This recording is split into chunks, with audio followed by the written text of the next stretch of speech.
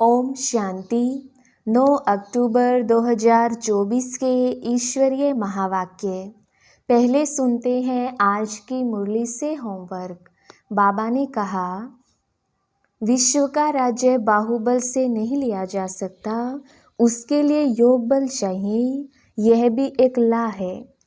कलयुगी संबंध जो कि इस समय बंधन है, उन्हें भूल स्वयं को संगमयुगी ब्राह्मण समझना है। सच्ची गीता सुननी और सुनानी है। पुरानी दुनिया खत्म होनी है, इसलिए अपना सब कुछ सफल करना है। बहुतों के कल्याण लिए, मनुष्य को देवता बनाने के लिए यह पाठशाला व म्यूजियम खोलने हैं। और अब सुनते हैं महावाक्यों को विस्तार से। मुरली का सार। मीठे बच्चे, विश्व का राज्य बाहुबल से नहीं लिया जा सकता, उसके लिए योग बल चाहिए। यह भी एक ला है। प्रश्न, शिव बाबा स्वयं ही स्वयं पर कौन सा वंडर खाते? उत्तर, बाबा कहते देखो कैसा वंडर है, मैं तुम्हें पढ़ाता हूँ। यह मैंने किसी से कभी पढ़ा नहीं। मेरा कोई बाप नहीं, मेरा कोई टीचर नहीं, गुरु नहीं। मैं सृष्टि चक्र में पुनर्जन्म लेता नहीं, फिर भी तुम्हें सभी जन्मों की कहानी सुना देता हूँ। खुद 84 के चक्र में नहीं आता, लेकिन चक्र का ज्ञान बिल्कुल एक्यूरेट देता हूँ। ओम शांति। रूहानी बाप तुम बच्चों को स्वदर्शन चक्रधारी बनाते हैं, अर्थात तुम इस 84 के चक्र को जान जाते हो। आगे नहीं जानते थे, अभी बाप द्वारा तुमने जाना है। 84 जन्मों के चक्र में तुम आते हो जरूर। तुम बच्चों को 84 के चक्र का नॉलेज देता हूँ। मैं स्वदर्शन चक्रधारी हूँ, परंतु प्रैक्टिकल में 84 जन्मों के चक्र में आता नहीं हूँ। तो इससे समझ जाना चाहिए, शिव बाप में सारा ज्ञान है। तुम जानते हो हम ब्राह्मण अभी स्वदर्शन चक्रधारी बनते हैं, बाबा नहीं बनते हैं। फिर उनमें अनुभव कहाँ से आया? हमको तो अनुभव प्राप्त होता है। बाबा कहाँ से अनुभव लाते हैं? जो तुमको सुनाते हैं। प्रैक्टिकल अनुभव होना चाहिए ना। बाप कहते हैं मुझे ज्ञान का सागर कहते हैं, परंतु मैं 84 जन्मों के चक्र में आता नहीं हूँ। फिर मेरे में ये ज्ञान कहाँ से आया? टीचर पढ़ाते हैं तो जरूर खुद पढ़ा हुआ है ना। यह शिव बाबा कैसे पढ़ा? इनको कैसे 84 के चक्र का मालूम पड़ा, जबकि खुद 84 जन्मों में नहीं आता है। बाप बीज रूप होने के कारण जानते हैं, खुद 84 के चक्र में नहीं आते हैं, परंतु तुमको सब समझाते हैं। यह भी कितना वंडर है। ऐसे भी नहीं, बाप कोई शास्त्र आदि पढ़ा हुआ है। कहा जाता है ड्रामानुसार उसमें यह नॉलेज नूंदी हुई है जो तुमको सुनाते हैं। तो वंडरफुल टीचर हुआ ना। वंडर खाना चाहिए ना, इसलिए इनको बड़े बड़े नाम दिए हैं, ईश्वर, प्रभु, अंतर्यामी आदि आदि। तुम वंडर खाते हो ईश्वर में कैसे सारी नॉलेज भरी हुई है। उनमें आई कहाँ से जो तुमको समझाते हैं? उनको तो कोई बाप भी नहीं जिससे जन्म लिया हो व समझा हो। तुम सब भाई भाई हो। वह एक कैसे तुम्हारा बाप है, बीज रूप है। कितनी नॉलेज बैठ बच्चों को सुनाते हैं। कहते हैं 84 जन्म मैं नहीं लेता हूँ, तुम लेते हो। तो जरूर प्रश्न उठेगा ना, बाबा आपको कैसे मालूम पड़ा? बाबा कहते हैं बच्चे, अनादि ड्रामा अनुसार मेरे में पहले से ही यह नॉलेज है जो तुमको पढ़ाता हूँ, इसलिए ही मुझे ऊंचते ऊंच भगवान कहा जाता है। खुद चक्र में नहीं आते, परंतु उनमें सारी सृष्टि के आदि मध्य अंत की नॉलेज है। तो तुम बच्चों को कितनी खुशी होनी चाहिए। उनको 84 के चक्र की नॉलेज कहाँ से मिली? तुमको तो मिली बाप से। बाप में ओरिजिनल नॉलेज है। उनको कहा ही जाता है नॉलेजफुल। कोई से पढ़ा भी नहीं है। तुम भी इनको ओरिजिनली मालूम है, इसलिए उनको नॉलेजफुल कहा जाता है। यह वंडर है ना। इसलिए यह ऊंचते ऊंच पढ़ाई गाई जाती है। बच्चों को वंडर लगता है बाप पर, उनको क्यों नॉलेजफुल कहा जाता। एक तो ये समझने की बात है, दूसरी फिर क्या बात है। यह चित्र तुम दिखाते हो तो कोई पूछेंगे कि ब्रह्मा में भी अपनी आत्मा होगी, और यह जो नारायण बनते हैं उनमें भी अपनी आत्मा होगी। दो आत्माएं हैं ना, एक ब्रह्मा एक नारायण की। परंतु विचार करेंगे तो यह कोई दो आत्माएं नहीं है, आत्मा एक ही है।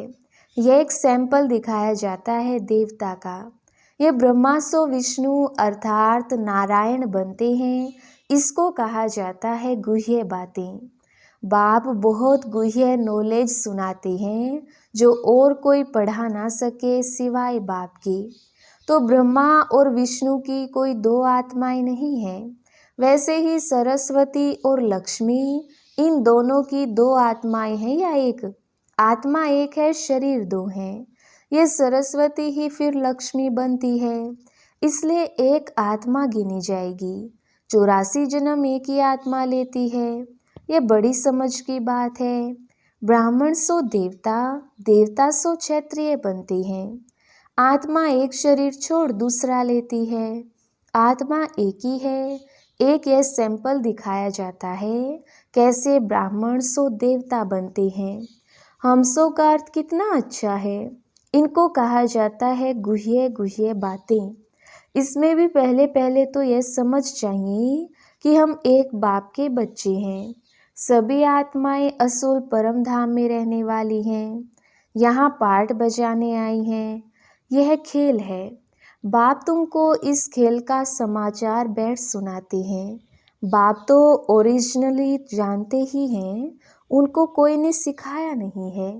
इस 84 के चक्र को वही जानते हैं जो इस समय तुमको सुनाते हैं। फिर तुम भूल जाते हो, फिर उनका शास्त्र कैसे बन सकता। बाप तो कोई शास्त्र पढ़ा हुआ नहीं है, फिर कैसे आकर नई नई बातें सुनाते हैं। आधा कल्प है भक्ति मार्ग, यह बात भी शास्त्रों में नहीं है। यह शास्त्र भी ड्रामानुसार भक्ति मार्ग में बनी है। तुम्हारी बुद्धि में शुरू से लेकर अंत तक इस ड्रामा की कितनी बड़ी नॉलेज है, उनको जरूर मनुष्य तन का आधार लेना पड़े। शिव बाबा इस ब्रह्मा तन में बैठ इस सृष्टि चक्र की नॉलेज सुनाते हैं। मनुष्यों ने तो गपोड़े लगाकर सृष्टि की आयु ही कितनी लंबी कर दी है। नई दुनिया सो फिर पुरानी दुनिया बनती है। नई दुनिया को कहा जाता है स्वर्ग, पुरानी को कहा जाता है नर्क। दुनिया तो एक ही है। नई दुनिया में रहते हैं देवी देवता, वहाँ अपार सुख है। सारी सृष्टि नई होती है। अभी इनको पुरानी कहा जाता है, नाम ही है आयरन एज्ड वर्ल्ड। जैसे ओल्ड दिल्ली और न्यू दिल्ली कहा जाता है। बाप समझाते हैं मीठे मीठे बच्चों, न्यू वर्ल्ड में न्यू दिल्ली होगी। यह तो ओल्ड वर्ल्ड में ही कह देते हैं न्यू दिल्ली, इनको न्यू कैसे कहेंगे। बाप समझाते हैं नई दुनिया में नई दिल्ली होगी, उनमें यह लक्ष्मी नारायण राज्य करेंगे। उसको कहा जाएगा सतयुग। तुम इस सारे भारत में राज्य करेंगे। तुम्हारी गद्दी जमुना किनारे पर होगी।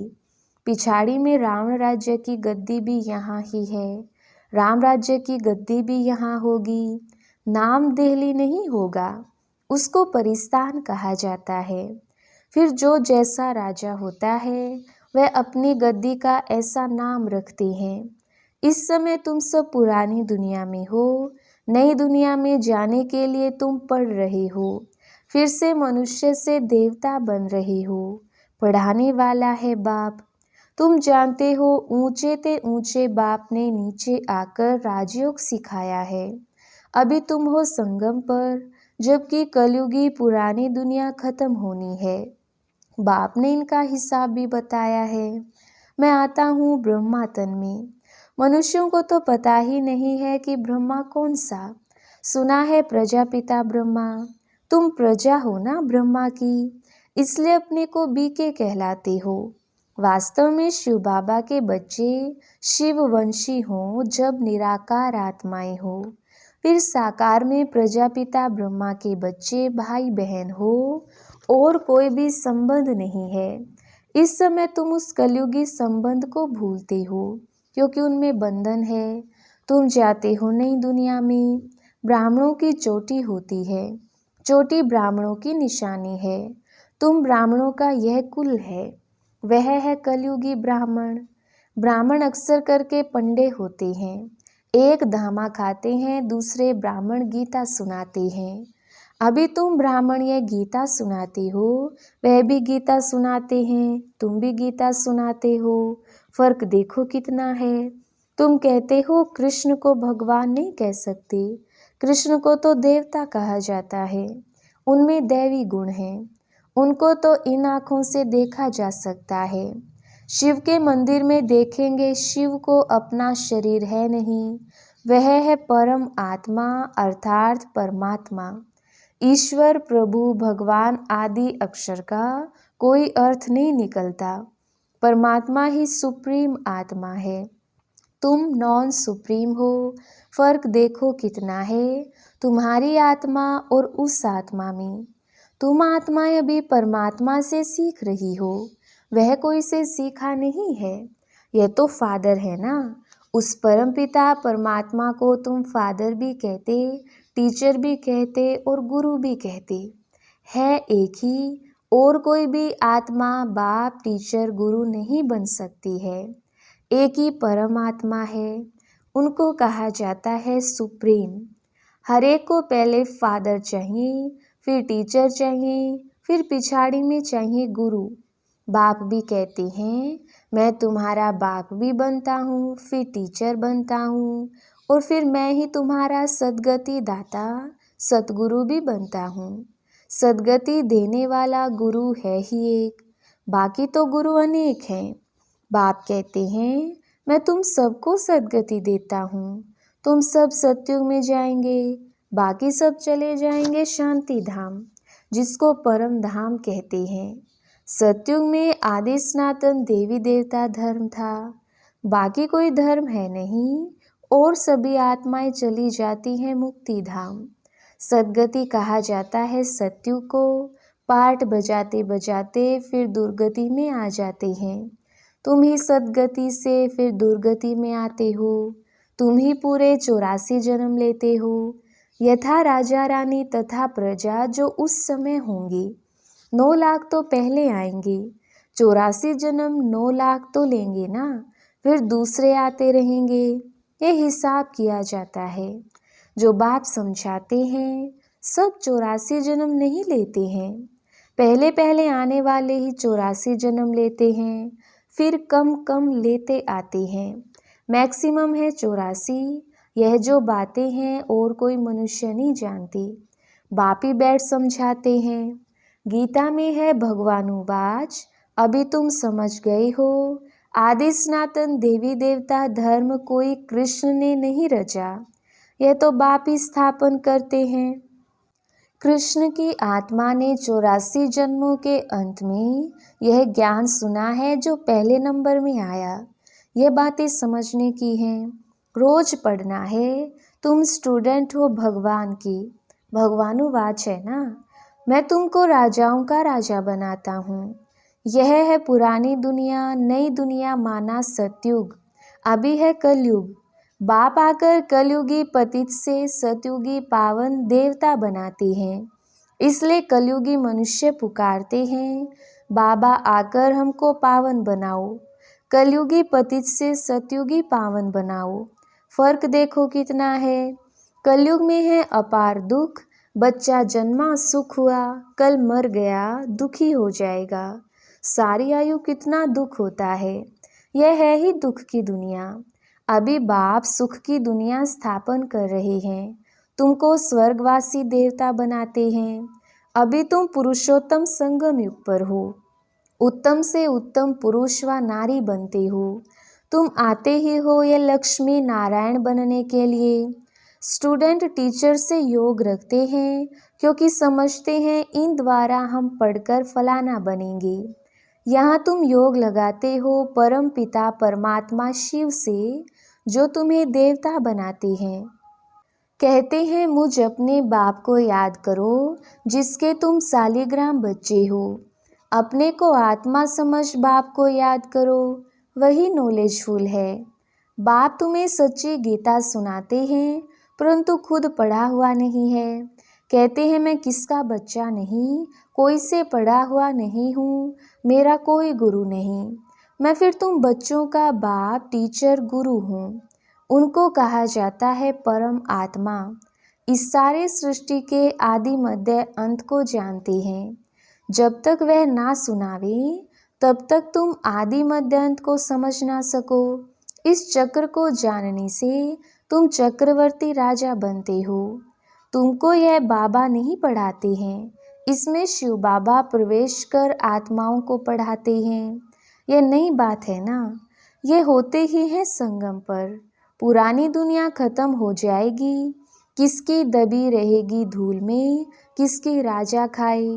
बच्चों को कहते हैं बहुतों का कल्याण करने के लिए, फिर से देवता बनाने के लिए यह पाठशाला म्यूजियम खोलो, जहाँ बहुत आकर सुख का वर्षा पाएंगे।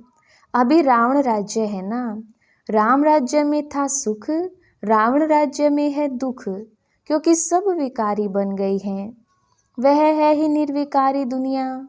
बच्चे तो इन लक्ष्मी नारायण आदि को भी है ना, परंतु वहाँ है योग बल। बाप तुमको योग बल सिखलाते हैं। योग बल से तुम विश्व के मालिक बनते हो। बाहुबल से कोई विश्व का मालिक बन ना सके, ला नहीं कहता। तुम बच्चे याद के बल से सारे विश्व के बादशाही ले रहे हो। कितनी ऊंची पढ़ाई है। बाप कहते हैं पहले पहले पवित्रता की प्रतिज्ञा करो। पवित्र बनने से ही तुम फिर पवित्र दुनिया के मालिक बनेंगे। अच्छा, मीठे मीठे सिकिलदे बच्चों प्रति माता पिता बाप दादा का याद प्यार और गुड मॉर्निंग। रूहानी बाप की रूहानी बच्चों को नमस्ते। हम रूहानी बच्चों की रूहानी बाप दादा को याद प्यार, गुड मॉर्निंग और नमस्ते जी। धारणा के लिए मुख्य सार। पहला पॉइंट, कलयुगी संबंध जो कि इस समय बंधन है, उन्हें भूल स्वयं को संगमयुगी ब्राह्मण समझना है। सच्ची गीता सुननी और सुनानी है। दूसरा पॉइंट, पुरानी दुनिया खत्म होनी है, इसलिए अपना सब कुछ सफल करना है। बहुतों के कल्याण के लिए, मनुष्य को देवता बनाने के लिए यह पाठशाला व म्यूजियम खोलने हैं। वरदान, बाप की आज्ञा समझ मोहब्बत से हर बात को सहन करने वाले सहनशील भव। विस्तार, कई बच्चे कहते हैं कि हम राइट हैं, फिर भी हमें ही सहन करना पड़ता है, मरना पड़ता है। लेकिन यह सहन करना व मरना ही धारणा के सब्जेक्ट में नंबर लेना है, इसलिए सहन करने में घबराओ नहीं। कई बच्चे सहन करते हैं, लेकिन मजबूरी से सहन करना और मोहब्बत में सहन करना, इसमें अंतर है। बातों के कारण सहन नहीं करते हो, लेकिन बाप की आज्ञा है सहनशील बनो। तो आज्ञा समझ मोहब्बत में सहन करना, अर्थात स्वयं को परिवर्तन कर लेना, इसकी ही मार्क्स हैं। स्लोगन, जो सदा खुशी की खुराक खाते हैं वह तंदुरुस्त रहते हैं। अच्छा, ओम शांति।